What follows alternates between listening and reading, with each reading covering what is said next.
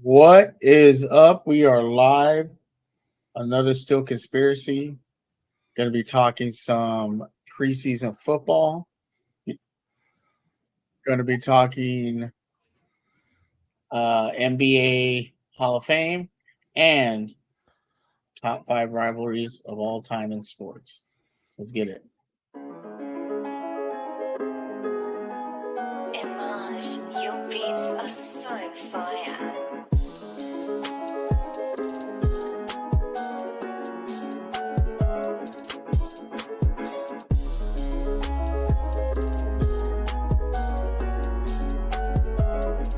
We can compete with. We can beat. I feel we can beat the Browns. We can compete with Baltimore if they have Lamar, and we're right there with the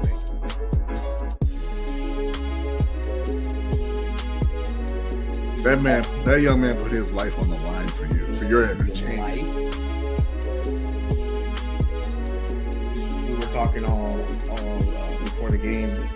You know, everyone was like, "Nah, Ravens don't have a shot," and they're right there.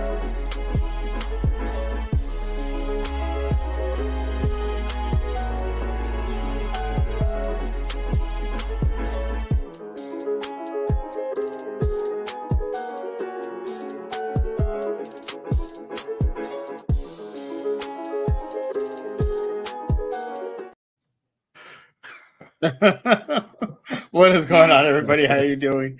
My name is Suge. This is the Still Conspiracy, and as you can see, I have my buddy Brodney here. What's going on, Brodney? How you doing today? Doing all right. How you doing? I'm doing okay. It's hot in California. Like I was telling you backstage, I was in a 65-degree office all day and it was amazing. And then I step outside and my face melts. So we don't have that kind of AC in my house, so it's freaking hot. That's why you always see me wearing a tank top. It's not because I like showing skin. It's because it's too damn hot. It's not only because you like showing skin. Yeah, you know how it is. We are going to be talking a lot today about some sports. We're going to be talking Steelers preseason, Ravens preseason. I don't know if Ronnie's going to want to talk Panthers preseason, but we'll touch on it a little bit. Going to talk about NBA. Wow, Brandy was just freaking out right there. There we go. Should be good now. Should be good now. The video was like, Brandy's, I was like, "Are you okay over there?" You'll be talking about the 2003 NBA Hall of Fame. Like you just said right now, Brandy, a lot of happy people. They're not miserable. Yeah, they're not miserable. It's nice to see. Yeah, some of these players are just miserable. They're just miserable. So we're gonna be talking that, and then we're gonna be talking rivalries. Something I'm gonna start doing again. Bringing up like a subject or something. Just to get some discussion going on. So appreciate everybody that's here.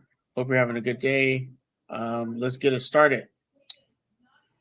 The preseason for the Steelers has started, and they win 27-17 against the Tampa Bay Buccaneers. Kenny Pickett was out there for one series. You know what I forgot to do? I forgot to get their stats. But he did throw a touchdown, which we have. I should be more prepared for this. Once again, shotgun. Pickett stands in the pocket, throws it right on the money to George Pickens. Pickens makes his way to the 10-5 and into the end zone. Yeah, so I didn't even get the regular damn stats. Jesus Christ. He was only out there for one drive. I think he was 6 to 7, one touchdown, 70 yards. And I will say that watching this, he was good. A lot of people are really throwing it out there, saying great, things like that. I liked what I saw. He looked very much in control. The touchdown pass really seemed to be a strong throw, which we know last year. I've even said when he throws the ball, it looked like he was throwing some ducks. Just, they're kind of wavering. And that throw was really strong. Really strong throw. Right in the middle of the field where the Steelers didn't really go often. And just overall, I mean, you can't really take much from it because it was only one series. I do know Tampa Bay was playing a lot of their starters. I think 2 or 3 starters might have been out. I know a lot of people are like, "Oh, it's second team, things like that." But I would have rather seen Kenny and that offense dominate a second team than struggle against a second team, especially because that was their it looks like to be their starting unit for the Steelers offense. He didn't look troubled. He didn't look like he struggled. So even though it's preseason, even though they may have some starters out, it looked simple. I won't say it looked easy. It looked simple. And I'd rather it look simple than hard in the first preseason game, because if it's hard against the backups, that means it's going to be worse against the starters. Yeah. I don't know if you got to catch the game, Rodney, or if you just caught some of it. What were your thoughts? I didn't get to see the whole game. I did see some highlights, and like you're saying, it's always better to look good than bad, right? No matter who you're playing. Kenny, in particular, he's a second-year quarterback, and he can look up or down no matter who they're playing, right? Because it's more about him than the competition at this point. Like you said about his passes last year, a lot of ducks and everything, and I think a lot of that was confidence. And kind of the mental part of him not being comfortable, and so it affects the physical part of his game. Later in the season, you saw him making some really strong throws. Even like you said, over the middle into coverage, he made some big time throws later on in the season. And I think you're just kind of looking for some, not even necessarily progression there, but more consistency, him doing that more consistently this season. So yeah, it's great to see him even in the one series. Like you said, go out there and they only had the one incompletion. They scored the touchdown. They got out of there. All they're looking to do is get in a little bit of work, make sure that the offense is running smoothly, and then get out of there without any injuries. And they did exactly that. Yeah, they had a couple of injuries, a couple of nicks or whatever, but it's the first preseason game. The thing is, though, and we'll talk about this with the Ravens.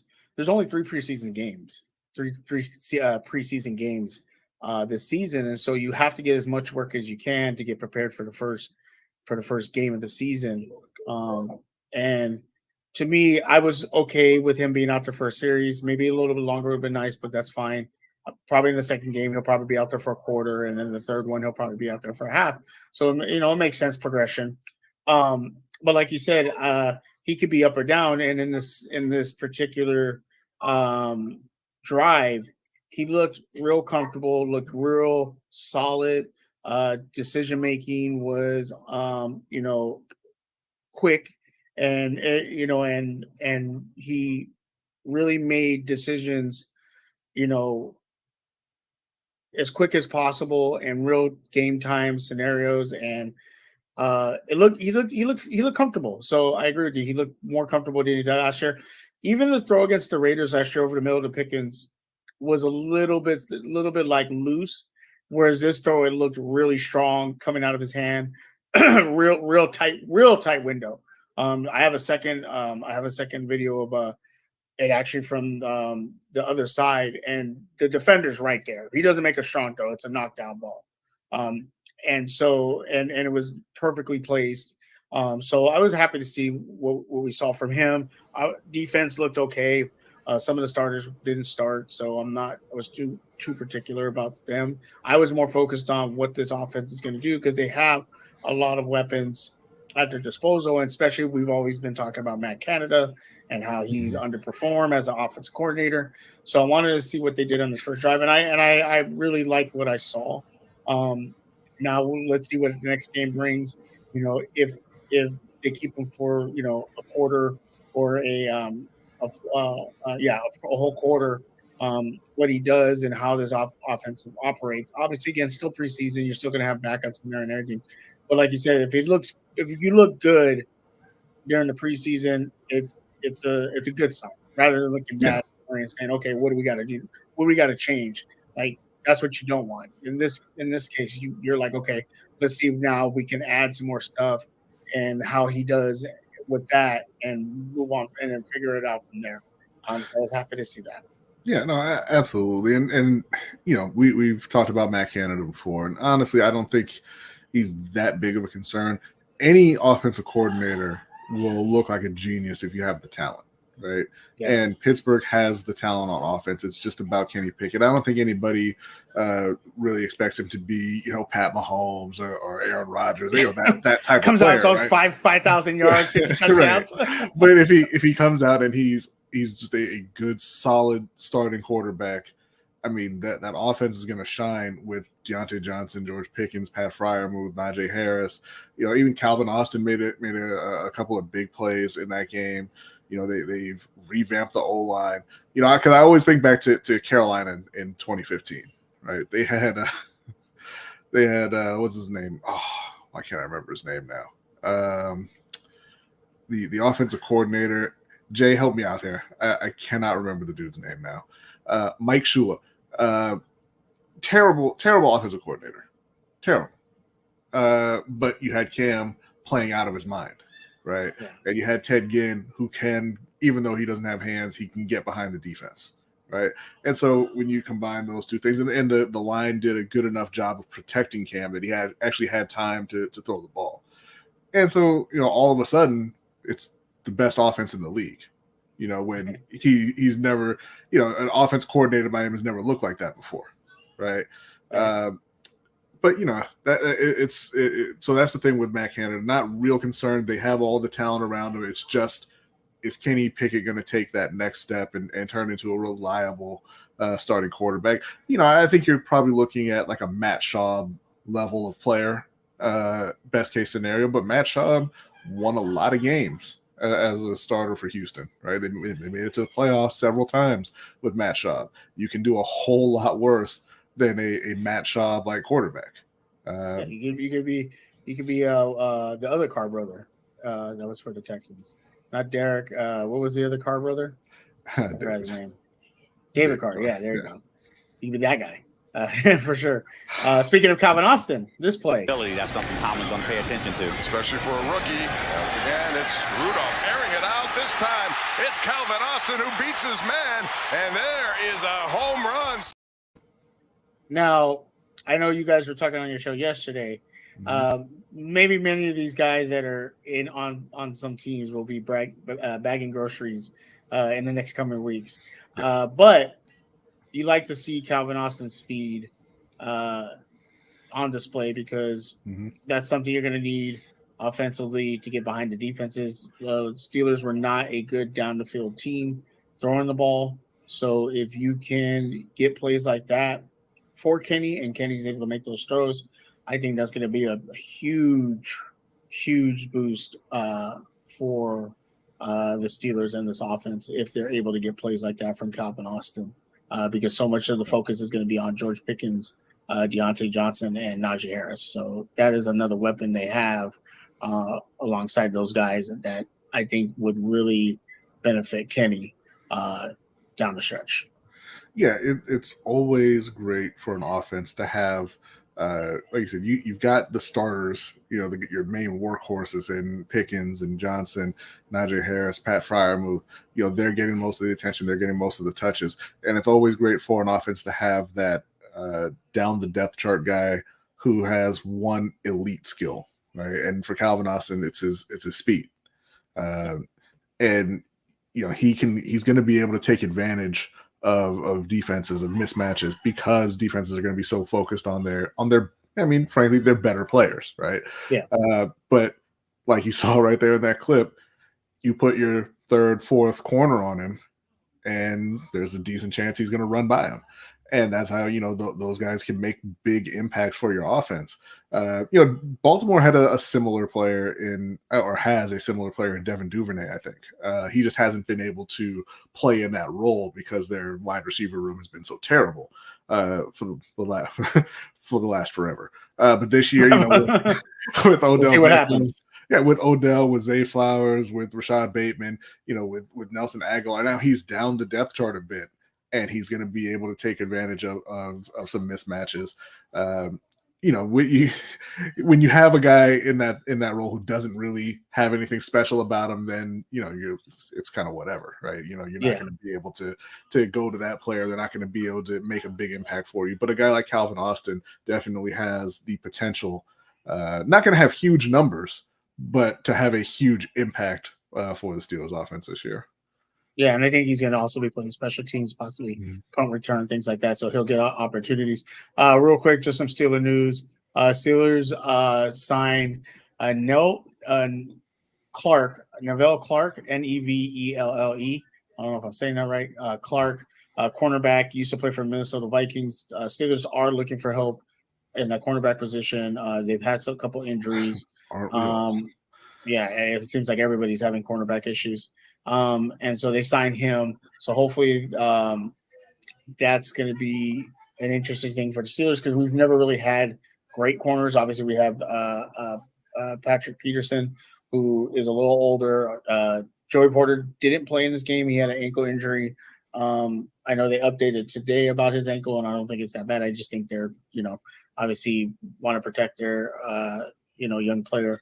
But I'm sure he'll be ready for the season. But he did have ankle injury, so he didn't play in this game. So this just adds some depth. Hopefully, he's he can be pretty decent and help to us. But when you're signing guys this late in the season, they're usually not going to be a big time starter unless of injuries or something like that. So I don't take too much stock in that. Yeah. All right. You're hoping at that point. Right? Yeah, you're hoping. Let's talk fine. about the Ravens, and they continue their preseason win streak. What are they, 21-0 now, something like that? 24. They won 24 in a row. Yes. 24 in a row. They are super excited for that. Couple things. Zay Flowers, no catches this game, but he did draw some defensive pass interference calls, things like that.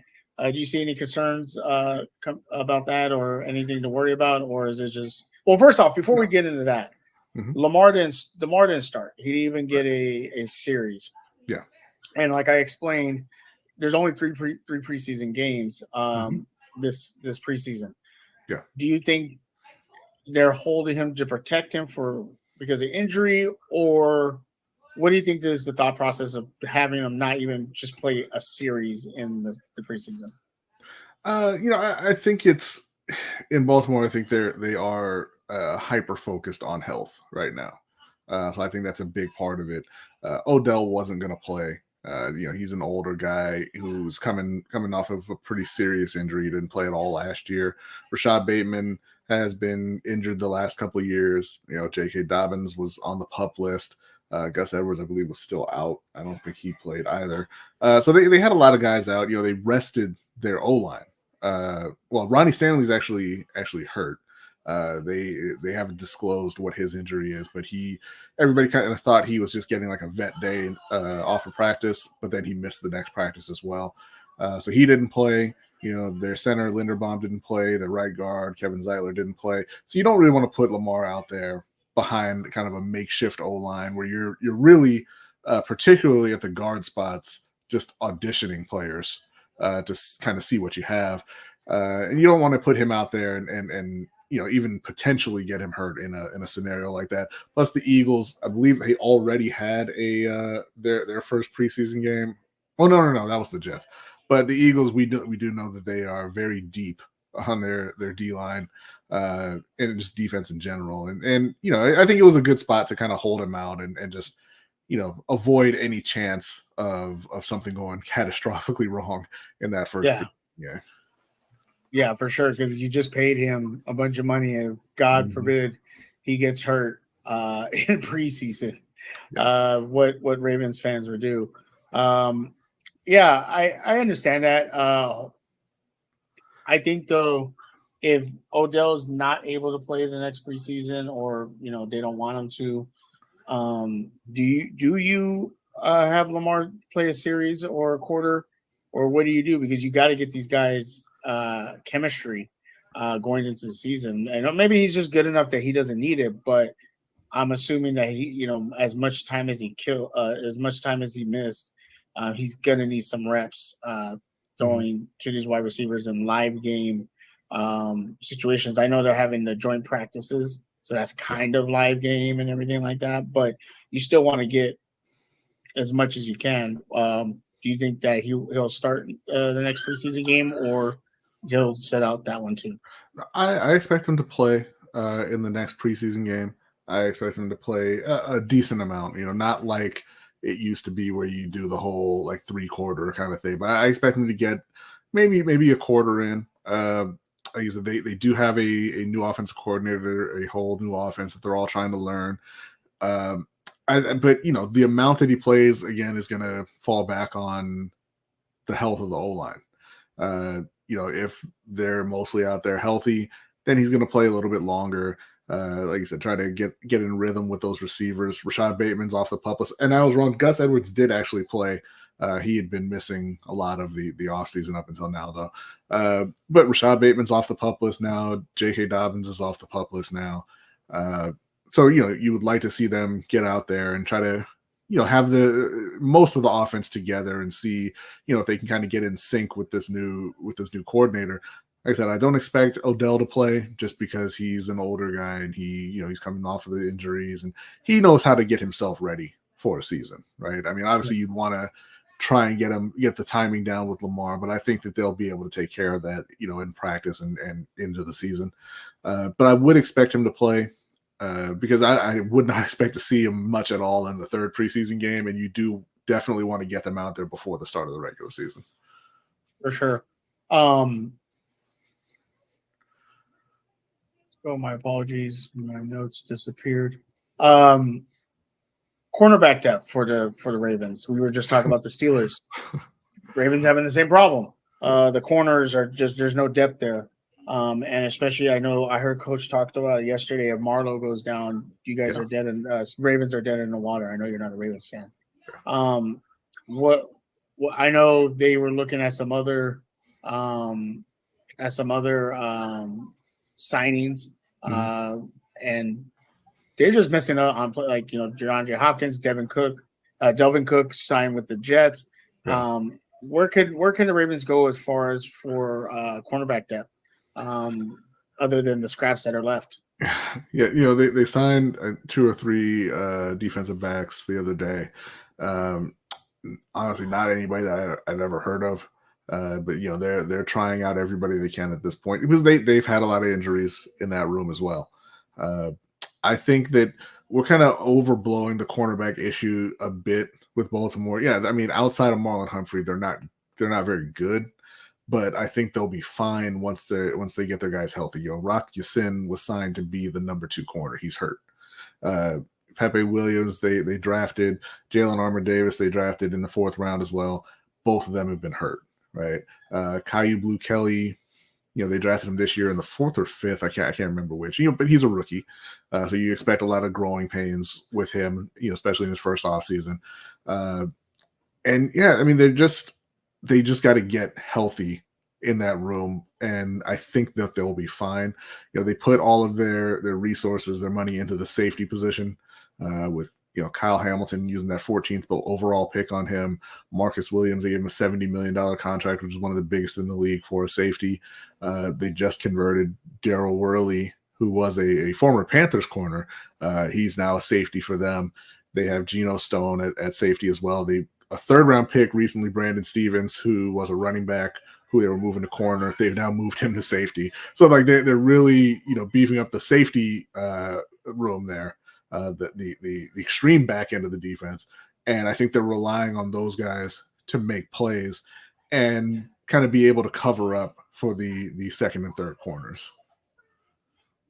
Yeah, I think that I don't know, but like Coach was saying, if Marlowe goes down, it's going to be tough sledding for that defense. Now, obviously, they have a great linebacking core, a decent front line. If they live up to the potential, maybe that can make up for it. Steelers did it for the longest time where they had a great front 7, and a great safety in Palomalu, and then that kind of made up for the corners a little bit. You had Ike Taylor, Sure. and Tebow threw a touchdown on us a couple of times. But I still blame that on somebody else, not the corner. But I think that you may be right that if it's a health issue, and hopefully they can get back. Now, many of the players you mentioned were rookies, second-year players, so hopefully they live up to their potential and they're able to produce. But if they're not, then I do see the Ravens having some issues with that, especially trying to go up against those top teams like the Bengals, like Kansas City Chiefs, like a team like the Miami Dolphins that have good wide receivers. That could be an issue, even Pittsburgh. That could be a problem. So we'll see what happens. I don't know if you want to talk about this next subject. Yeah, so But- that's why I think it was so critical for the Ravens to go after DeAndre Hopkins, right? Because you want to for them, putting up a lot of points is going to be what really helps out that defense ultimately. Yeah, for sure. You get the other team into a situation where they're one-dimensional. You know what they're going to do, and it makes it easier to play defense.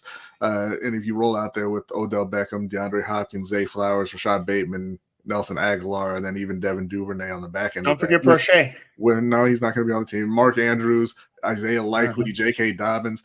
They're going to be really, really, really tough to stop. They're going to have leads constantly. And then, even then, John Harbaugh can do what he really wants to do, which is just run the ball and be super boring. But if you have the lead, then your defense, you have the lead and you have the ability to keep scoring, then the defense will be able to, kind of pin their ears back and protect that lead for you, which has been a struggle for them recently. For sure. I mean, speaking of shaky, though. Okay. That preseason. I just like to point out that more than half of those points came in the fourth quarter when nobody was playing. No, the Jets were playing, apparently. They were like, we're going to play this one. Panthers get blown out. You're right. Fourth quarter, they scored 14 points, none in the third. Second quarter, 10 points. First quarter, 3 points. So it wasn't like they got blown out from the get-go. But still, yards, 165 total yards for Panthers, 113 passing, 52 running. I mean, you can't take too much stock in that. It's preseason. But looking from afar, did that kind of worry you, Rodney, or are you okay with what you said? I'm not panicking about the game, right? But because you have to remember, like you said, it is the first preseason game, which is tough for most teams. It was the Jets' second preseason game, so they were a little bit more prepared coming in. The O-line, they looked awful. They looked really, really bad. But again, you have an entirely new coaching staff. You've got a rookie quarterback. You've got Miles didn't really play, but you have a new running back. You've got all new wide receivers, and it's a lot of change to kind of get on the same page on that first day, right? But obviously, it wasn't great seeing just how many hits Bryce Young took in the limited time that he was out there. Sacked 4 times, I believe. No. Okay, he got sacked once. He got hit 3 or 4 times. Matt Corral got sacked 4 times, and we don't really care. Okay. Yeah, because Matt Corral's not going to be. Yeah, it was 5 sacks total. But and that's a lot of sacks for a preseason it game. Is. It's a lot. But he played the majority of the game, right? Because they didn't play Andy Dalton, so Matt Corral was out there for the majority of the game, and that was really his. To be fair, it really is his first action. He got hurt in camp last year, missed the entire season. So you throw him out there again with an entirely new coaching staff behind 4 times behind the O-line that was having just a terrible day. So you kind of, it's a little bit concerning, but I think we really got to wait and see what they show in their next game. I don't think anybody expected the O-line to play that poorly. They're a very talented O-line. They do have an injury at right guard. Austin Corbett's out. He's still recovering from a torn ACL. So they're kind of, trying to find their way at right guard right now. Chandler Zavala, who they just drafted, he was out with injury as well. So, they were a little bit makeshift there, a little bit. Not an excuse for how poorly they played, but I think you got to give them a little bit of time and see how they look in that second and third preseason game. I expect them to play much better. I hope so, because I don't want to see 5 sacks in one game. Bryce It looked like child abuse. And we don't Right. condone child abuse We on do this not. channel. Not at all. Um, But he'll be all right. I think the line will be fine. Bryce will be fine. They'll get it together. couple NFL news I just want to touch on, get your thoughts on. Our thoughts and prayers go out to Alex Collins' family, who was a Raven and also Seattle, passed away in a motorcycle accident. So prayers and thoughts to his family and them. Ezekiel Elliott signed with the Patriots. Surprised. Not surprised for Zeke. I mean, at this point, he was going to take whatever kind of came along. Honestly, not really surprised for New England either. I didn't think that they would want Ramondre Stevenson to be the every down kind of workhorse back. I think that Bill's kind of settled into using multiple backs like he's done for a long time there in New England. So I think that Zeke still has a lot to give. He's not like a top 5 running back at this point, but I think he is going to be a nice addition to that offense. But ultimately, it won't really matter because your quarterback is McCorkle, and McCorkle is not good. So, yeah. I mentioned before, Delvin Cook signed with the Jets. Surprise there? I was a little bit surprised. I'll tell you why I'm surprised. I'm surprised that Miami didn't just bite the bullet and pay him.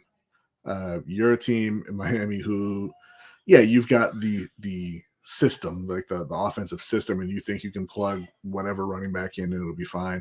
And and maybe that's true. Maybe it is, right? But you've got Tua, you've got Tyreek, you've got Jalen Waddle. You've been building the defense. You've got this young offensive genius head coach. Why not give him Dalvin Cook and really make that push to see if you can get to a Super Bowl right now? I don't like seeing teams kind of put their wallet over the product on the field. The Jets, on the other hand, they have a great young running back in Breece Hall, who's coming back off his torn ACL. They just drafted a running back, Israel Abanikanda, but they said, hey, you know what? He's available. We've got the money. Let's go do it. Right.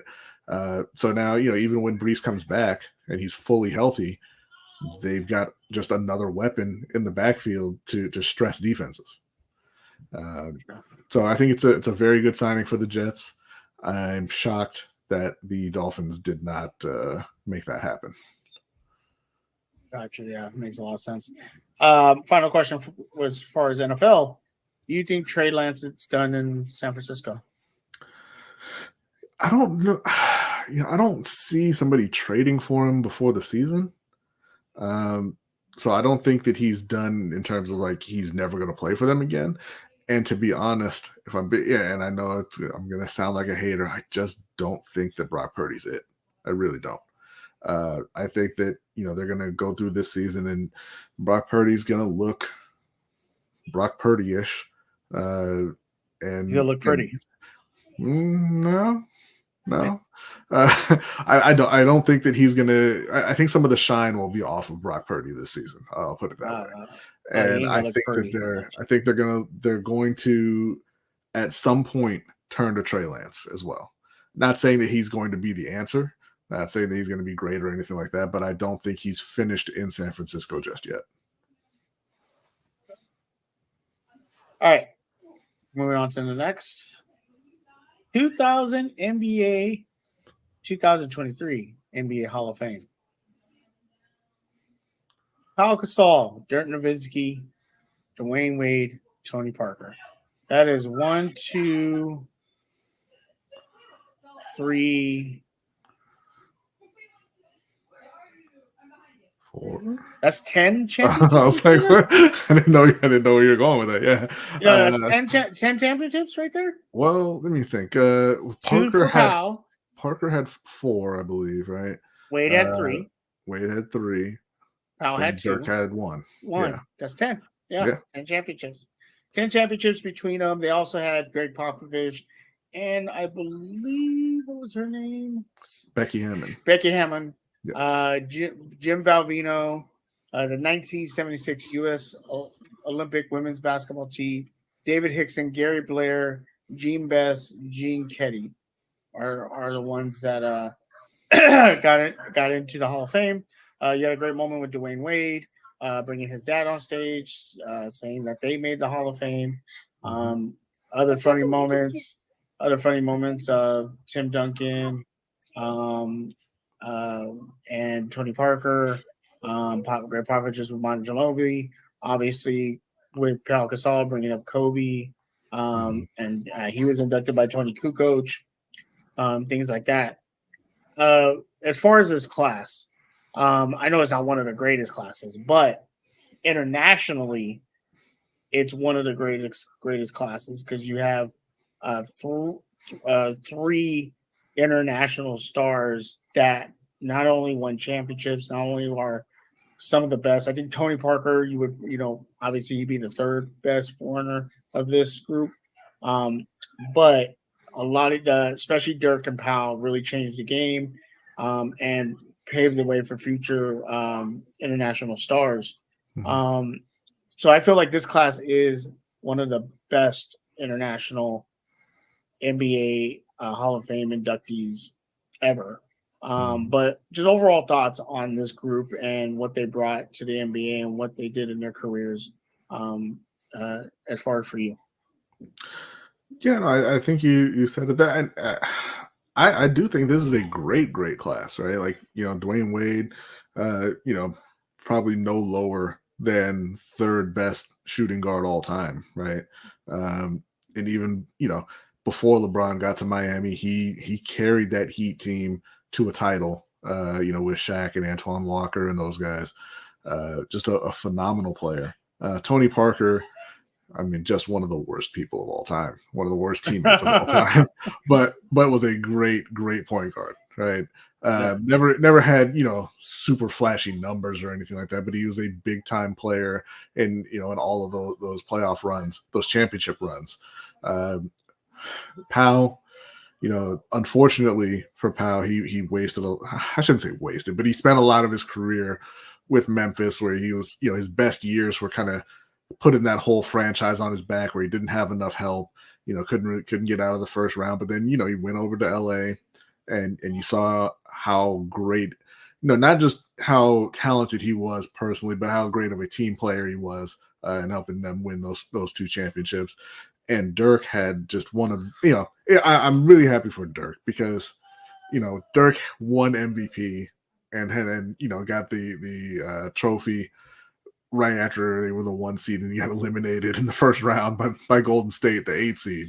But then he came back and he had one of the best playoff runs of all time, carrying Dallas to that championship and beating, Miami with Dwayne and LeBron and Bosh. So yeah, a lot of great memories from this group.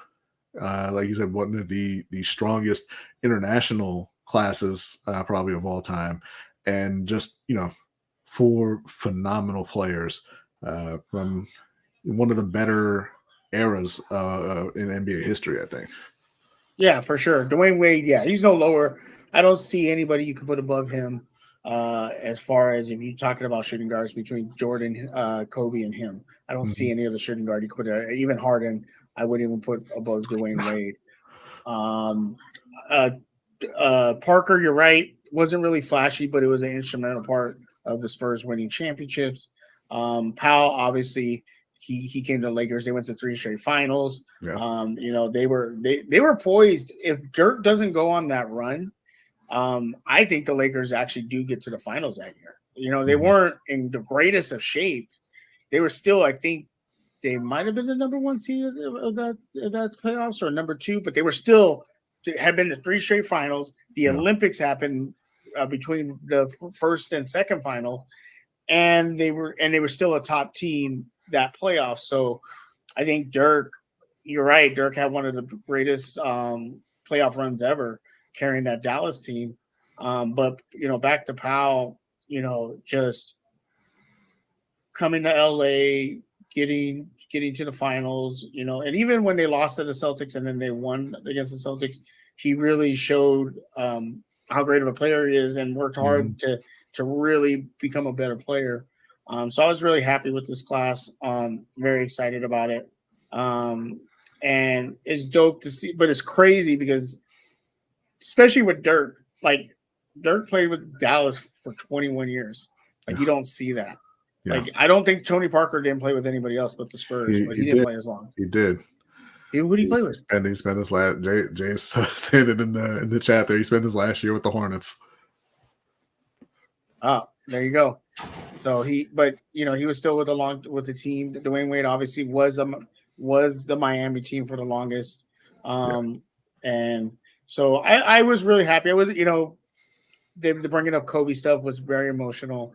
His daughter's named after Gigi, and Vanessa was there, and things like that. But a lot of Laker fans showed him a lot of love. So I was very happy for him. There is news that Kobe is going to get a statue outside of Staples Center. It's going to be a Kobe and Gigi statue, which I am happy about. But we'll see. There was an argument going online of who should get a statue and things like that. And I'm like, look, guy played for the Lakers for 20 years. Like, he's got to get a statue there. But overall, I like this. It was a good celebration. It was very like, I didn't even realize that they had announced all this stuff already. And so I was just surprised because I happened to be on TikTok and it was a Kobe page, and it was Powell talking about Kobe. So then I looked and I was like, oh shit, they already did this. So it was very interesting. It was very like quiet. Like, it wasn't really talked about like normally when you hear, okay, who's gonna go in the Hall of Fame and who's things like that. I think the next class should be like Dwight Howard and guys like that, right? No, Dwight hasn't been out long enough. Yeah, I don't. He's only been out a couple of years, so I'm not sure. I don't keep up as much with the Basketball Hall of Fame because it's the Basketball Hall of Fame, not the NBA Hall of Fame, and it just seems easier to get into, So I don't typically keep up with it. I think it's crazy that Greg Popovich is in while he's still coaching. But not that he doesn't deserve it. Obviously, he was going to be absolutely Hall of Famer. But it's just it's wild to see get inducted while you're getting ready for the season. But no, I we talked about it a little bit before we went live, and I'm really happy to see this kind of era of players all. They're playing out their career, they're retiring, and they all seem so happy. Not miserable. Right. Yeah, you see that a lot with former athletes. They get older and bitter, and they hate the athletes that come after them and things like that. And but these guys seem to genuinely have just be loving life. And it's really nice to see. I did not know Dirk was married to a black woman. I mean, I didn't either, but that's they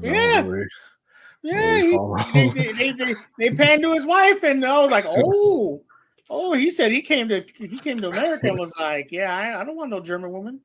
I want me some chocolate, and he got some chocolate. Three beautiful kids. So it was real dope. Powell's wife was there. Obviously, we know Dwayne Wade's wife, Gabrielle Union. Is it Gabrielle? Yeah, Gabrielle Union. Yeah, she was great. And remember, wasn't Romeo Must Die? It was the other one. Cradle to the Grave. Remember that? With DMX? That was the movie. So it was real dope to see. Obviously, Tony Parker's ex-wife wasn't there. She was in Desperate Housewives. Ava Longoria. There you go. Yeah, she should have been there. That would have been great. I was real happy about this. And all of his other exes, right? And Palace shouted out Derek Fisher. I was just like, You really want to shout that guy out? And he shouted out Phil Jackson. I mean, I understand, but Jay, it better not be how they did Sean Taylor fucking stick figure with his jersey. Facts. The Washington franchise is a disgusting, despicable organization. Hopefully things get better with the new owners. but not hold my breath. All right. We're gonna get into this last topic. I think is gonna go. We're gonna probably discuss stuff and have it's gonna be fun to talk about. I am a big rivalry kind of guy. I love rivalries. So I asked Bronny top 5 rivalries of all time, and we picked out some. And realistically, we're pretty close on our list. There's a couple that's on your list. I have like an honorable mention, but we're gonna go down. This is kind of be your. This is your list. There's one, two, three, four, two of them I agree with you, and then I think and then 3 that I have different views. So we'll start off with your first one, Duke versus North Carolina. Now I am not the biggest college basketball fan, but I do know about this. The Roy Williams versus the Mike Krzyzewskis, the Duke blue blood. It's the blue blood schools. They're are they in the same state or like down the road? Yeah, they're right down the street from each other essentially. I mean, they're not like right down the street, but it's Tobacco Road, and they're very close. Yeah, so you know more about this rivalry. Just give me a quick how this rivalry. I know have they met in the NCAA tournament a lot of times or do they more play in the not a lot in the tournament. They I know that great players come from both teams. Yeah, they're both in the ACC, so they play multiple times every year. You have the two during the season, and then a lot of times in the ACC tournament. They've played very few times, I think. Roy and Coach K. Yes, I mean it started before Roy, so that's not really a concern. But to Jay's point, it's not. This is an all-time thing, not a current thing, because I couldn't care less about college basketball at this point. With the one, I'm more excited about the women's. I want to see what goes on over there. The women's college basketball is much better. It's going to be LSU. Iowa is going to be the new. But yeah, what really makes it is again, like you said, they're the close proximity. They're both in North Carolina. They're both kind of right down the street. And they have kind of a. I hate to say this because I am a Duke fan. So they have a little bit of a class warfare kind of thing going on where, North Carolina is more of the blue collar school and then everybody hates Duke because it's all rich kids that go there. And, normally I would be on the North Carolina side of that, but screw the Tar Heels. But yeah, it's the proximity is that they've both been top programs for a while. Like you said, they put a lot of players in the NBA, a lot of great players into the NBA. Shout out to Christian Laettner. More so on the North Carolina side, unfortunately. Not the Duke's had some great players, but I mean, shout out to JJ Redick. That's right. JJ Redick was a rock solid 3-point shooter for more than a decade, sir. Shane Battier, the Kobe stopper. Are you serious? I mean, where was who's the he must I think he was from North Carolina, the white guy. He went to Indiana. He was like a Christian Laettner. Tyler Hands, bro. Yeah, that dude is the biggest clown I've ever seen. No, I mean he was a great college player, a great college player. He's like Tim Tebow kind of, but he just didn't translate to the NBA at all. But yeah, no, it's the amount of talent that went through there. The coaches that they had, Dean Smith at North Carolina, then transitioning obviously to Roy Williams, and Coach K, who's one of the most recognizable faces and names in basketball, period. And the fact that they played so often, they were always both of them were always so good. And you kind of every season you're looking at one of those two teams to possibly be there at the end. So it always felt like, particularly when you got into the ACC tournament, it felt like, whoever's winning that matchup, whoever comes out of that tournament is going to be the favorite in March Madness. Obviously, it doesn't always play out like that, but it had that kind of weight to it. Yeah, for sure. But yeah, it's at this point not a fraction of what it had been. Grayson Allen, Marquez, Shabari Parker, Nolan Smith. Yeah, great names. All right.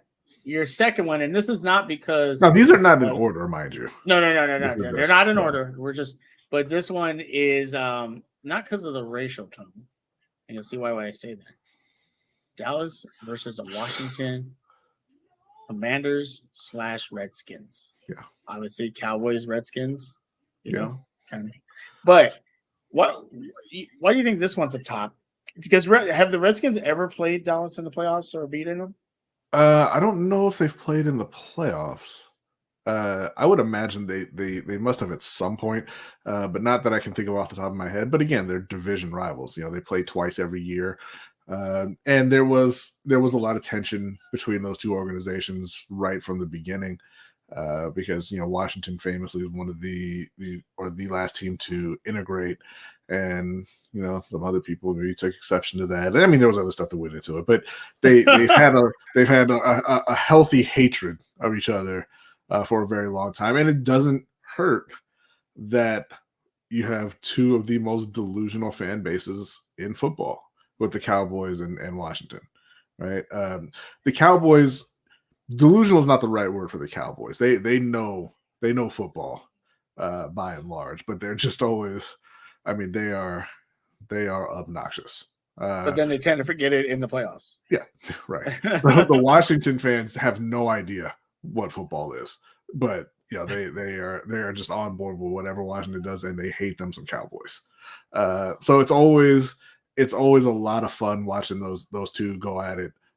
Particularly living in the DMV area, around the DC area, it's a huge deal. Anytime it's Dallas week, right? The Cowboys can be on there for their rivalry with the Giants or the Eagles as well. But because they are one of the more successful teams or one of the more popular teams, so their games are going to be there's going to be a lot more put into it, a lot more energy, emotional energy from rival fan bases put into those games. For sure. And then Cowboy fans thinks it's their year every year. Ask Caleb, and All right, the next one. Now this one I can talk about. Dak is your quarterback, and then getting called a bitch by his own teammates. Getting jumped to spring break and whatever. Right. This one I can talk about because this one I've followed since I was a kid. Yeah. And that is the Boston Celtics versus the Los Angeles Lakers. Now, goes back to the 60s with Mike in. He had one in the beginning, and then here comes this young center, Bill Russell, and they just take him and Bob Cousy just wiping the floor with the Lakers. And it wasn't really a rivalry. It was a one-sided rivalry, especially in the 80s.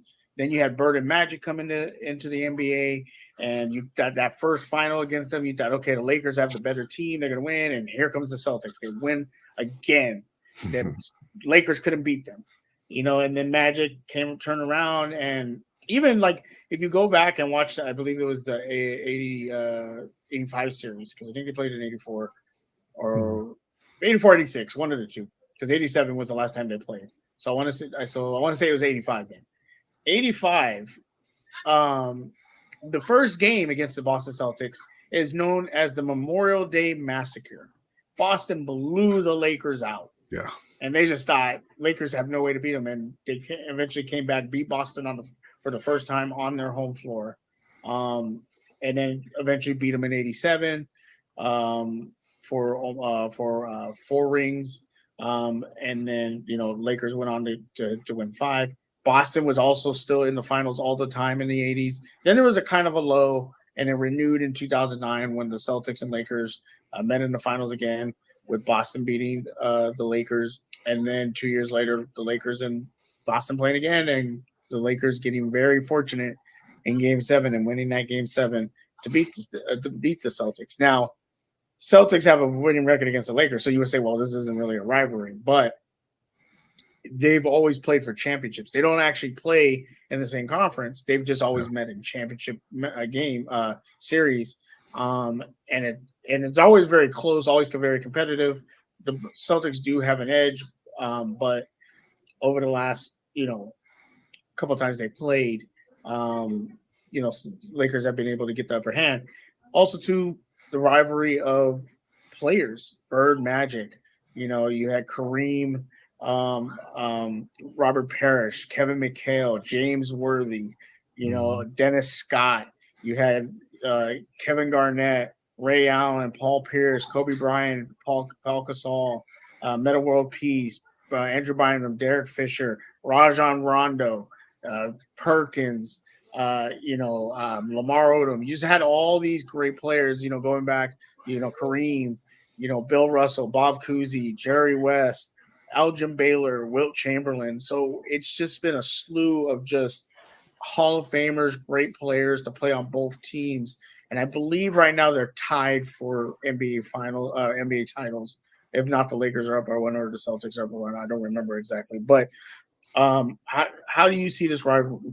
How do you see this rivalry? And is it one of your favorite rivalries? It is. The Lakers and the Celtics are tied now, I believe, with 17 championships apiece.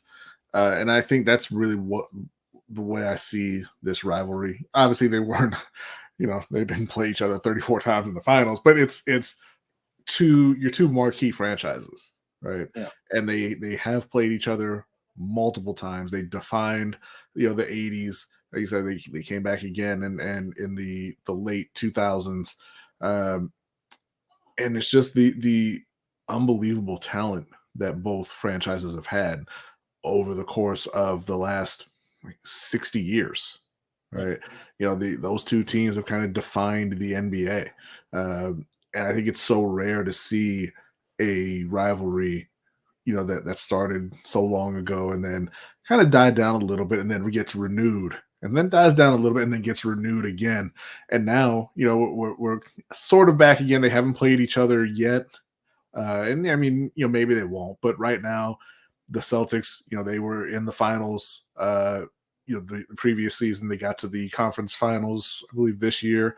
The Lakers won a championship a couple of years ago. They got to the conference finals this year. So both teams are they're right there again. And it's always LA and Boston. Right. And they kind of, you can tell the story of the NBA throughout its different eras with those two teams. So that it makes it one of the best and most impactful, most long-lasting rivalries in all the sports. Yeah, for sure. It's been one of the best.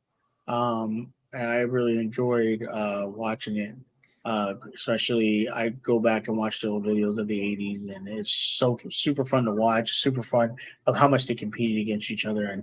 And there is the racial tones and things like that, especially in the 80s, particularly in the 60s, 70s, and 80s. Now, not so much, but it was definitely a big thing back then when they were playing. All right. This rivalry, college football. I think this one, particular for you, you're more, because I would have said USC, UCLA, or something like that. But you chose the Canes versus the Sentinels. Seminoles. Sentinels or Seminoles? Sentinels. Okay. I thought you said the Sentinels, like X-Men there for a second. I did say the Sentinels. This is a college football rivalry. Obviously, they're in the same state, Florida State, Miami. And I believe they both play in the ACC or They SEC? did. They did for okay. a bit. Miami started out in the Big East. Then they moved to the ACC. They were there for a while. Actually, I mean, they're still there now, but that we'll see what that's going to be moving forward. All of these lesser conferences are kind of falling apart. I mean, there's a lot of great rivalries in college football. Obviously, it's kind of what defines that sport, and it kind of sets it apart from the NFL and any other, most other sports. But for me, this is the biggest one. I mean, I am a Hurricanes fan, but the thing about this rivalry in particular, and it's mostly about Miami, is that college football is just much more entertaining when the U is good, right? Because there's other schools, Alabama, Nebraska, Notre Dame, Ohio State, Michigan, all these teams, they lack the swagger, I guess, if you will, that Miami has always had. People try to imitate them, like even recently with the turnover chain, and FSU, I believe, had their turnover backpack, which is why Miami always wins this rivalry. But you can't replicate what Miami has naturally, right? They sure they may have cheated, like all top college teams do. But when they cheated, they went and they got the absolute best, right? They put together the best talent that money could buy. But they just bring a different style to college football, and you can't really look away from Miami when they're on top. But then when you get down just to the rivalry, because Florida State, under Bobby Bowden was a great team for a long, long time. They had a lot of great players come through Florida State. And then, when they played Miami, it always came down to that last field goal, the wide right, wide left. They were always just phenomenal games. And so, you combine those two things, and and that puts it on top for college football for me. If I had to, pick another one in college football, it would be probably Ohio State and Michigan. And that's just because of my guy, Charles Woodson, who's one of my favorite players, period. I remember that's the only Raider jersey I would own is Charles Woodson. I love Charles. I remember one of the first times I really watched Ohio State and Michigan, and kind of understood what was going on. Charles Woodson, he came from one side of the field and kind of looped around to the other sideline and knocked out an Ohio State player. And it was phenomenal. I was like, that's the best football player I've ever seen. But yeah, I love Charles Woodson, and the Ohio State Michigan games feel big, but I think they take a back seat, like I said, just because of the entertainment value that Miami brings to college football, which is traditionally a pretty stuffed shirt and kind of boring sport, and I gotta agree with you. And I gotta agree with you because Miami did one thing that no other team ever did in college football. They have the people's champ. They had Dwayne Johnson on that team. That's right. So don't forget That's right. that. All right, this next one. And they had Greg with the third leg, but we don't even want to talk about that. This next one, learned a lot about this one because I knew they were both two great players, but didn't realize how much they are just amazing. And that is Roger Federer versus Rafael Nadal. If you don't know, they are ranked number 2 and number 3 men's all-time for major title lists. And they played each other, I believe, 24 times in Grand Slam finals. In Grand Slam finals, with Nadal having 22 titles and Federer having 20. That is a lot of titles between them. And just they were both prime, both amazing players, and they could play each other on every court. Like you're going over the list, It's like clay, hard, grass, freaking the parking lot of a freaking Home Depot. They played each other. I agree with you. This is one of the best rivalries, and both were just top-notch players, and just amazing players.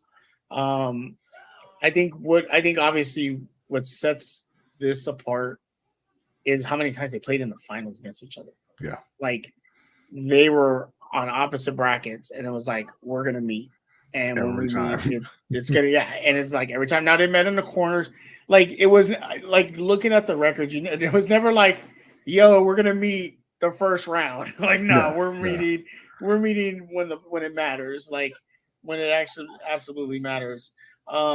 Was this a rivalry you followed for the longest time, or was it? I watched it quite a bit because I was a huge Roger Federer fan. I'm not totally into tennis. I kind of I started watching with the Williams sisters, and I just became a huge fan of Roger Federer, which coincidentally mean I didn't really like Nadal all that much. But what really kind of strikes me about it is these are two guys who, if they had played in separate eras, both probably you could realistically say would have walked away as the greatest of all time, right? Yeah. But they came up together, they went through their primes together, and they're still both right at the top, right? Like even though they had another all-time great on the other, at the same time, and they had to play each other in those Grand Slam finals all the time, they still both managed to win. I think it's 20 plus Grand Slam championships. So, you know, obviously two incredible players and two guys who really dominated men's tennis for much longer than you really should be able to dominate. I mean, tennis is really a young person sport because, you know, the tennis players, they burn out pretty quickly. I think, you know, mostly because of these stopping and starting, going back and forth. It's hell on your joints. So you really shouldn't be as good as they were for as long as they were. And to have both of them kind of maintain that level for so long and continue, you know, getting to the finals to play each other over and over and over and over. And, you know, it wasn't too lopsided, right? Like it was 14 and, you know, Nadal's 14-10 against Federer in Grand Slam finals. Yeah, you're not like, oh man, he blew me out. You know? Right. Like, yeah. Most of that owing to the French Open, playing on clay. That's kind of Nadal's world, right? But like I said, they completely dominated their era of tennis, and I don't think that you'll really see another stretch like that with two players going back and forth who are that good for that. Well, long. I just want to point out two things. They did play each other one time in round robin in 2011. That was the only time. Any other time has been semifinals, quarters, or finals. Yeah. But from 2008 to 2010, okay, and there's 1, 2, 3, 4, 5, 1, 2, 1, 2. So there's one turn. In 2008, they played each other in the finals 1, 2, 3, 4 times. They played. Now they played in the French Open, Wimbledon, and Australia Open. So imagine every tournament you go to, you know you're playing the same right. and Federer actually got him in the stretch where they played 1, 2, 3, 4, 5, 6, 7, 8 finals of different tournaments. He got him one time. Nadal got him 7. And then Nadal went on a run, but you would see Federer get, he would get, you know, some wins. And then the last couple of years, from 2015 to 2019, Federer got 1, 2, 3, 4, 5, 6 wins in a row. He got him at the Australian Open. He beat him in Wimbledon the last time they played in 2019. So you're right. You're sitting there going, okay, 14-10. Nadal has the lead. But they really, like, every finals, they're like, yo, I'm playing Federer again. Like, they must have knew each other. Like, they must have knew each other's game to a T. Yeah. There was nothing that they were going to surprise each other with because they played each other that many times, which was crazy to see. And when you look at this, it was two of the greatest to ever play, and they went at each other a lot. And big turn, like, you know, there's like the Italian Open, the Monte Carlo Masters, okay, but you're talking about the French Open, the Wimbledon, the Australian Open. Like, these are big major tournaments that they saw each other in consistently. Like, could you imagine you're seeing that one guy every freaking time? Like, you know, you're like, you know, you got a new up and comer, and you're like, okay, no, it's the same motherfucker that I see every time. Every time I'm playing him. So that's kind of dope to dive into that. Federer got 4 Grand Slams. Nadal got 10. Tennis Masters Cup, ATP Finals, 4-1 in favor of Federer. APT Masters Series, Federer got 7, and then International Series Gold things. There's a bunch of stuff you want to look it up. But yeah, they played each other a lot. Yeah, that's crazy. Like, it'd be like the Patriots on that run that they went on, right? They went to 10 Super Bowls, I think it was, 9 or 10 Super Bowls. But if a team from the NFC got there every year with them, you know, like the Patriots didn't want to see the Giants in any of those Super Bowls. They really didn't. They really didn't. But you know, it's hard enough for one player or one team to get to the finals that many times of the biggest events. So for both of them to get there was every time truly special. Yeah, every time too. Okay, now I said I agreed with you with the Lakers. Rafael Nadal, I have three there would be mine plus two, like I said, the Lakers, Fadal and Federer. This is one I think this is one of the top rivalries. This is my 1A, or this would be my 1B, 1A. I don't know where exactly I would put it, but Muhammad Ali versus Joe Frazier.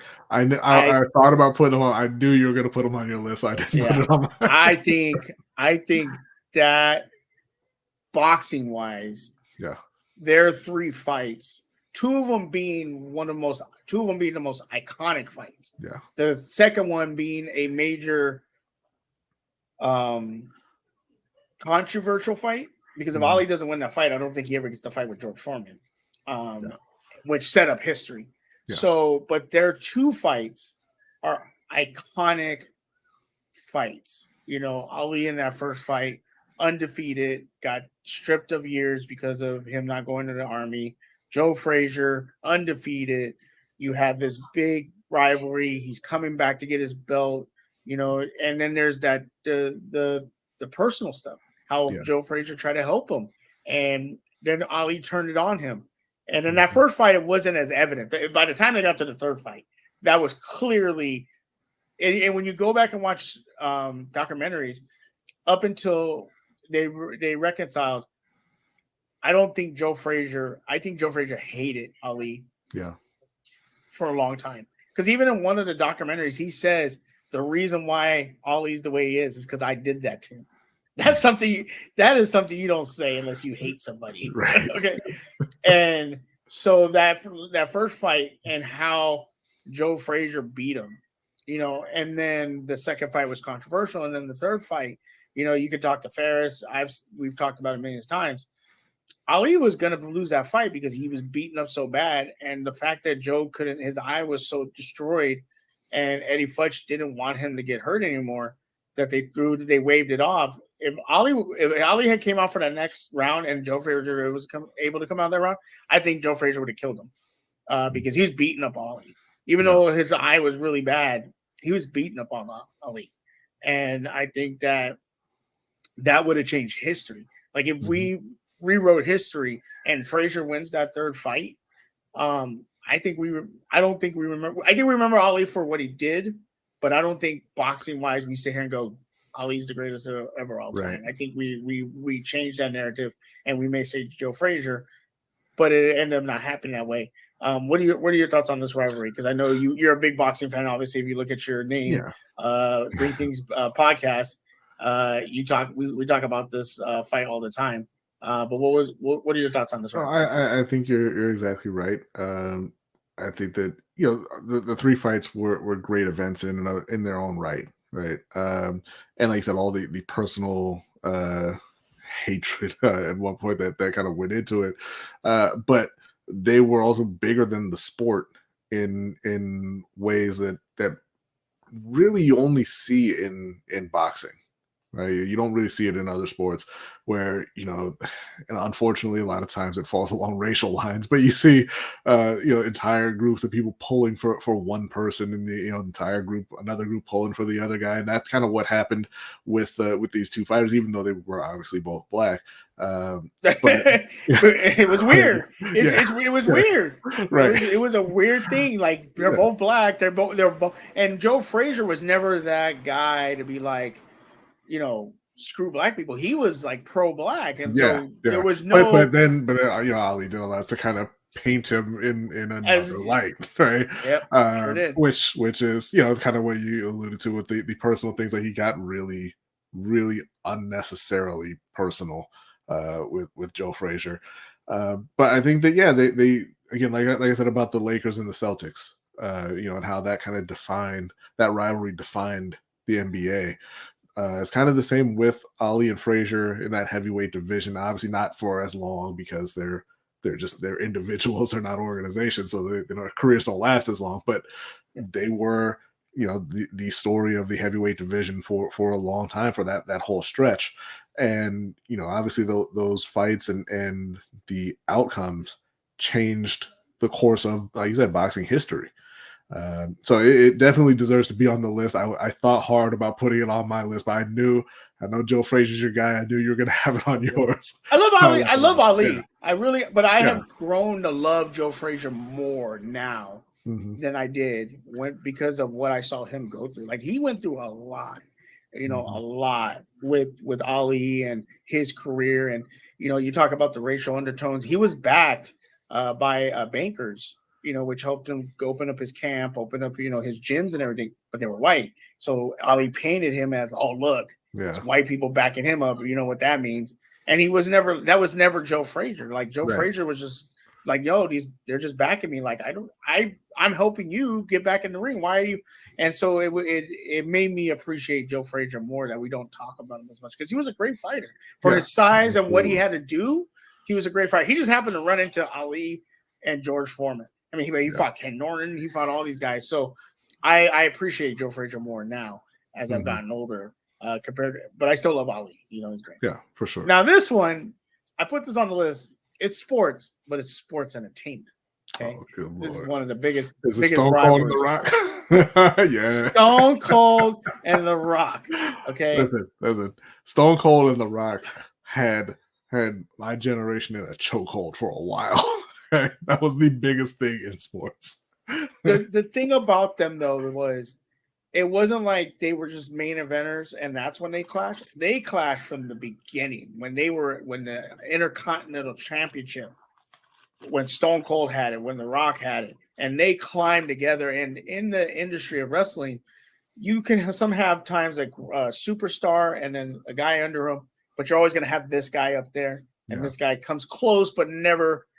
They were both up top, and they were equals. And when Stone Cold got hurt, The Rock took over, and then when Stone Cold came back, it was like these just two mega stars that went at it, and they headlined WrestleMania 3 times.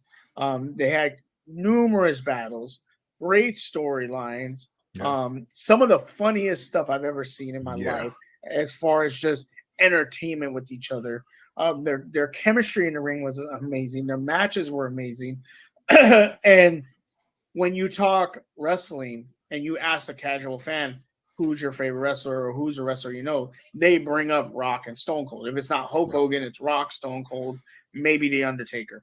But those two are always brought up together. And when you bring up the Mount Rushmore, those two are always on it. You may have people, move them, maybe Rock down, maybe Stone Cold down, but they're always together. And to me, it was one of the best rivalries in wrestling. And you're right, it had us in a chokehold, because I remember going to school, my friend flipping people off and then telling people, what's your name? It doesn't matter what your name is. And people getting pissed off, or, or I always used to tell people, know your role. And the people, what the hell?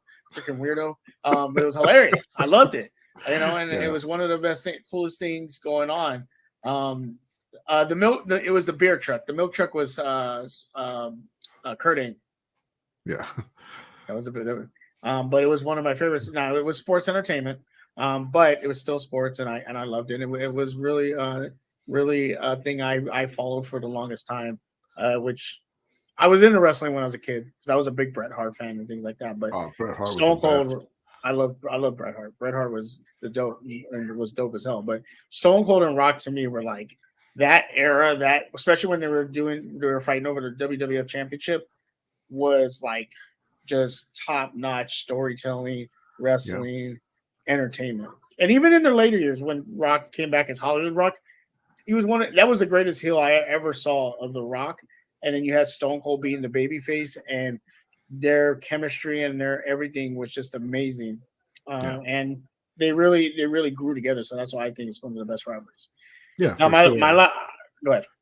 Oh no, I was going to say it's similar to what we talked about with Federer and Nadal, what we talked about with Magic and Bird. It's luck, right? To get those guys who were such talents coming up at the same time, but not only coming up at the same time, but in the Attitude Era for WWF, which allowed them to kind of push the boundaries of what you really seen in their shows before, and allowed them to kind of blaze that trail. It wasn't just that, because their matches were great, and they were both great on the mic, but it was also that they were allowed to do things that other wrestlers hadn't been able to do before them. So it was something that you'd never really seen before, and it seemed so much realer, so much more intense than some of the other rivalries. And like you said, the fact that they were coming up together and they both reached to the top together and stayed there made it really special. But that's something that you can't plan it. You know, it's you have to just get lucky that you have those two guys, and you know everything kind of lines up. Yeah, for sure. And they both had bad gimmicks in the beginning, and remade themselves. Stunning Steve Austin, yeah. Stunning Steve Austin. He was the ringmaster. Yeah. And then he changed it, you know, Rocky Maivia. Yeah. And he was, you know, the happy, he smiled every time. People hated him. Die, Rocky, die. You know, they hated him. And so you think, and that's crazy too, to think about that they had bad gimmicks. Yeah. Remade themselves and became the two top wrestlers in the industry. You know, that's one of the things that I really love about wrestling is that the fans will just forget. Like intentionally just forget about stuff like Mean Mark. Mean Mark turns into one of the greatest wrestlers of all time. Undertaker, but you were Mean Mark though, right? Like it's not, I'm not afraid of you. You're not the dead man. You're Mean Mark. Or Isaac Yankem. You're like Isaac Yankem, and all of a sudden, oh no, that's Undertaker's brother Kane. Like, and it's funny. I know we're going off a little topic here. But they asked to go, what was something WWF had you believing as a kid that was a total lie? People are like that the Undertaker was really dead, that Kane and Undertaker were brothers, that the Dudley brothers were brothers. But you know brothers. You know what though? They sold that really well. Considering they sold it really well. The funniest one though was I've seen it everywhere. They go, they had us believing Yokozuna was really from Japan. They're like, motherfucking Samoan. I believe that one. I believed it when I was little. Right? Like, you're like, oh yeah, he's Japan. I'm like, he's got the sash. What do you mean he's not Japanese? Rolling around with Yokozuna. Hello. How is he not Japanese? they were like, Undertaker is actually dead. You're like, yeah, that motherfucker dead. No, he's not. All right. And my final one for this list, obviously you should know it. I think it's one of the best rivalries in football. Pittsburgh Ravens. Yeah. This rivalry, even though the Ravens have not been around for a long time, especially in that 2000 when Ben got drafted. Yeah. Prior to that, and for as long as Ben's been in the NFL on the Steelers, though both teams were so good that it was always like came down to the last game against each other or something. And then when they met in the playoffs, they were just great games. I remember we played the Ravens twice, a couple times, and we beat them. But then they came to Pittsburgh, and I was like, "Oh, we're gonna win this game." And Joe Flacco murdered us, and I was shocked. I couldn't talk all day, especially it was a UFC fight that night too, and I couldn't talk. Yeah. So I couldn't believe that we got beat like that. You know, it's this game. These games come out, and it hasn't been the last year or two.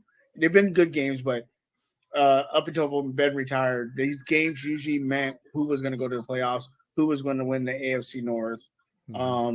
Seeding was always a big thing with these two teams. And also, too, there's been both teams to be in the same division had great defenses, all-time great defenses, and defensive players, where you had the Ravens winning Defensive Player of the Year, where you had the Steelers winning Defensive Player of the Year, and they would just beat the crap out of each other. And then offensively, you would think, okay, there's no way these teams are going to score. And then you have these dudes named Joe Flacco and Ben Roethlisberger just chucking touchdowns, you know, and these crazy plays that would happen between the teams. So I think I think other than maybe Dallas Eagles, it's probably the number 2, 3 best rivalry in the NFL for me. I don't think there's a rivalry that tops it. No, I fully agree. And I think the only reason I didn't have it on my list is just because of how short-lived it's been. and what really defined it, like I said, it's the AFC North, right? Like so you're up north, it's cold, you got the Steel City, and you got Baltimore, and it's they were really just hard-nosed power football teams. We're gonna beat you up, and it was really a defensive rivalry. Like you said, you had all-time great defensive players on both sides, probably arguably the two best safeties to ever play were in this rivalry at the same time. And then Probably two of the best Almada. linebackers. Probably two of the best linebackers to play between Harrison and Ray Lewis. Yeah, Yeah. I mean, one of the best linebackers anyway. But it's, James Harrison was a great player, But for what he did for Yeah. not being drafted and things like that, and where he came from, I think he's one of the best linebackers. No, for sure. I joke, but they built their identities and they really mirror each other. You have that really tough, we're just gonna grind you down and beat you up and break you kind of defenses. And then when you look at the other side, we love to run the ball. I mean, the Steelers, throughout this rivalry didn't necessarily have that marquee running back, but they still love to pound the ball.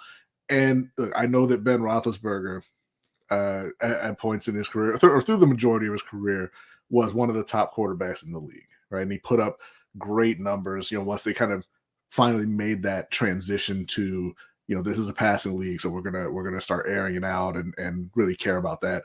But before that, he was kind of Joe Flacco-ish, right? Where you look at these two guys and you're like, how are you getting this done every time? Like, you don't look like you belong back there. You throw the ball up, it doesn't look like it's going anywhere, but you somehow complete it. And it's just like, it seemed like, and because of how great the defenses were, it seemed like every play that the offenses made was a miracle, right?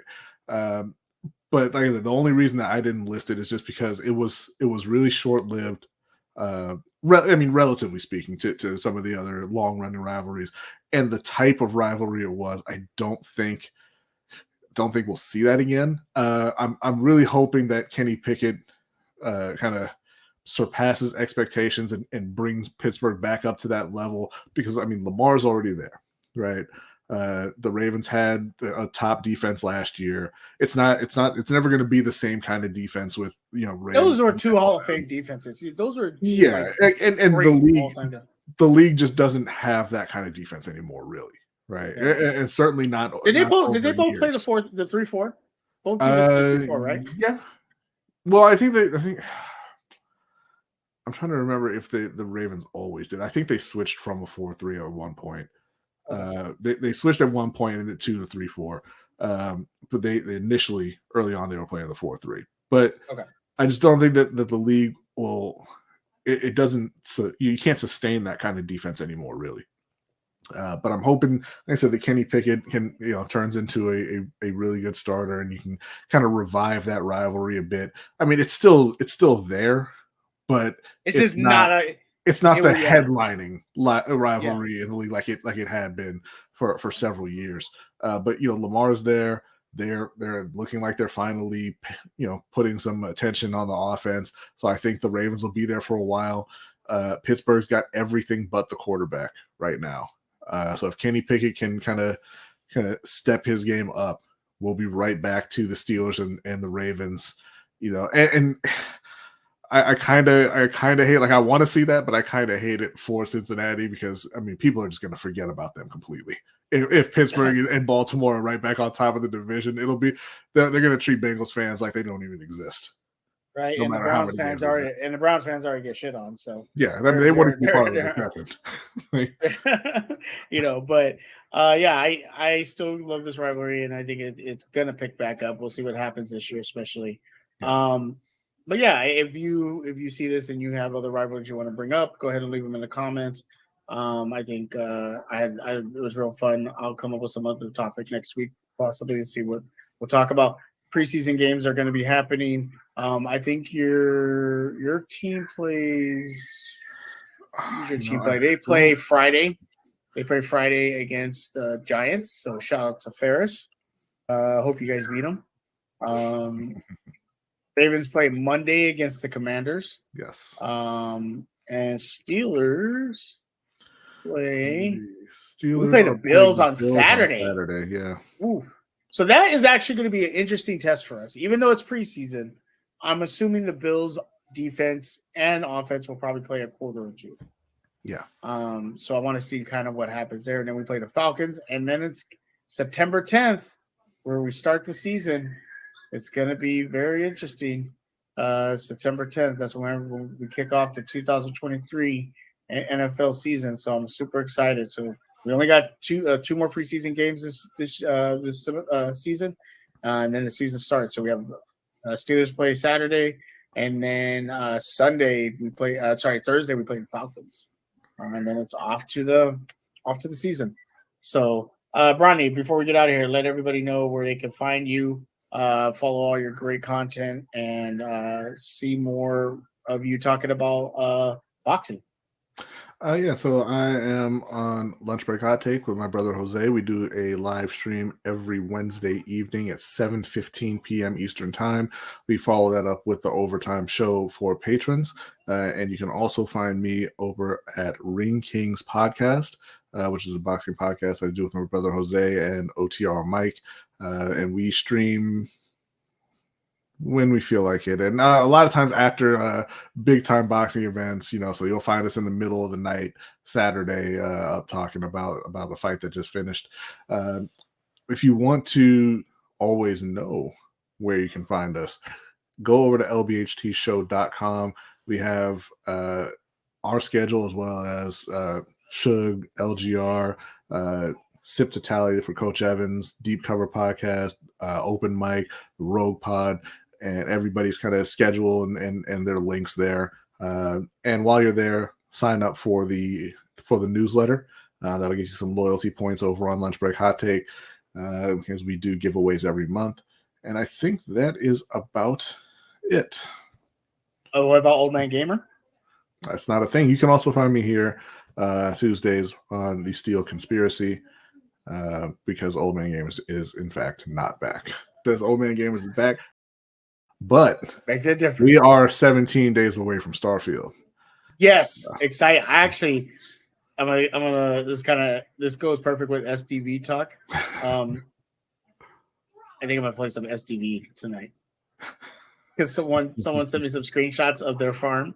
Yeah, and mine is pitiful. I was like, I need to sign on and start playing again. But Apex new season has started, so I might be streaming that tonight. Some ranked. I played Magic this past weekend. I got on a featured match, which was fun. My good friend and a famous, not famous. Oh yeah, he is famous.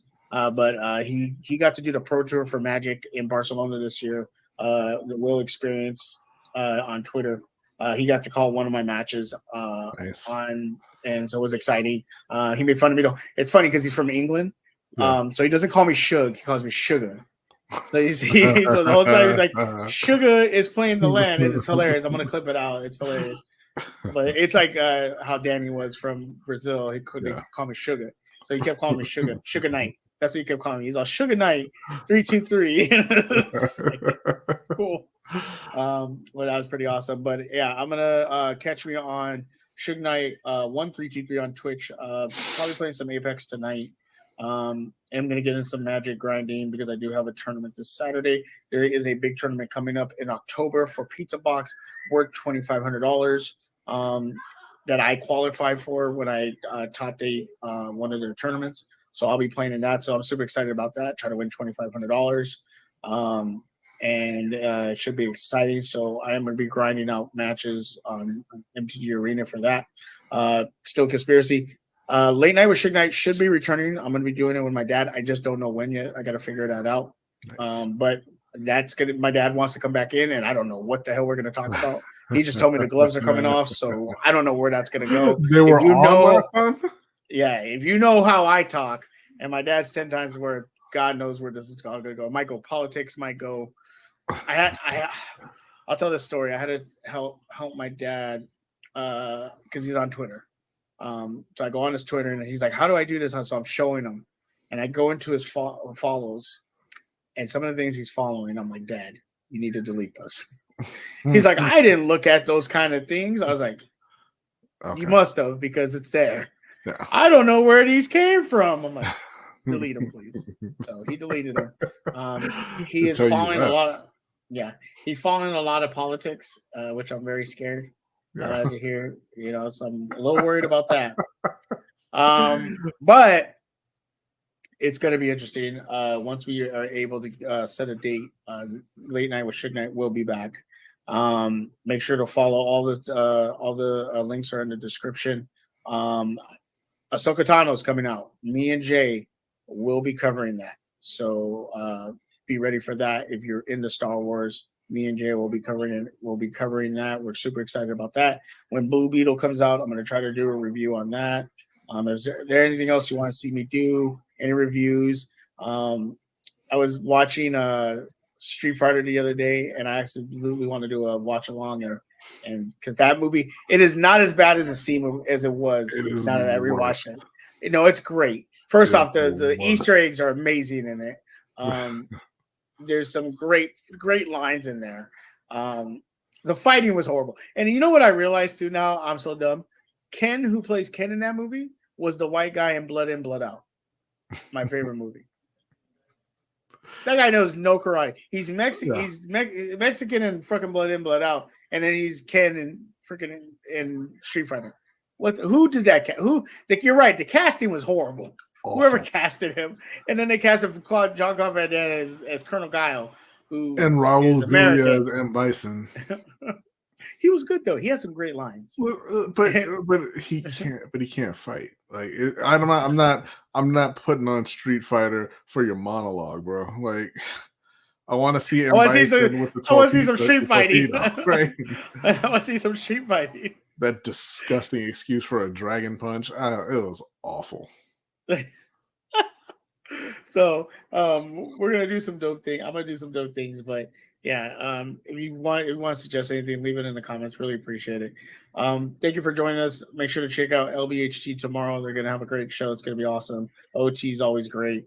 I will be there in OT tomorrow. So make sure you check them out. Thank you, Bronny, for being here. Thank you, everybody, for being here. I hope you have a good night. Appreciate it. Talk to y'all later.